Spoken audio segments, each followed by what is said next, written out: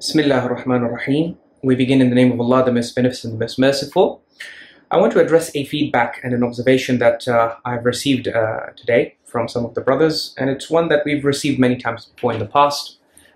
We might address it today, inshallah ta'ala. It's to do with the impact of Al-Islah and the effect.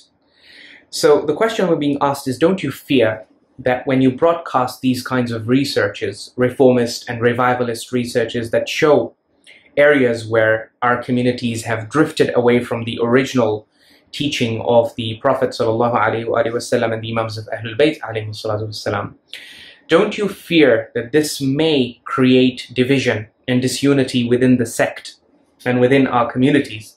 Because it will cause polarization. Some people are going to accept these revivalist thoughts and ideas and reforms, whereas other more traditionally oriented people are going to reject them.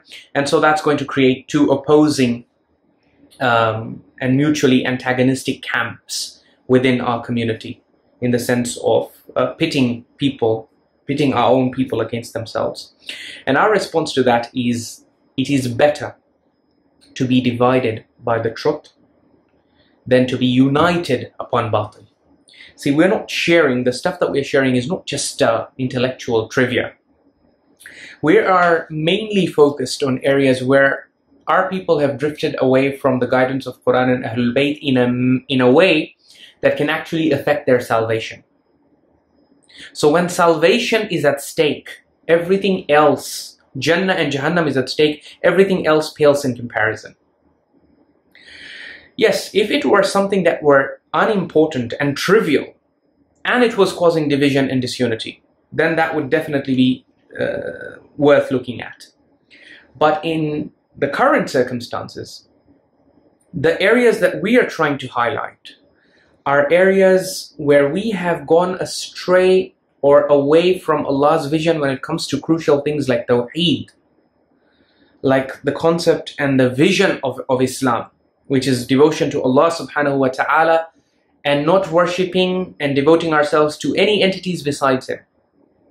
The entities besides Him, such as messengers and righteous slaves, we take them as our role models and as our objects of emulation, but not as objects of devotion and worship besides Allah subhanahu wa ta'ala. So all of this reform is not trivial or unimportant to the point that we can say, well, community unity and integrity comes first, and these are truths that we can afford to just bury and suppress.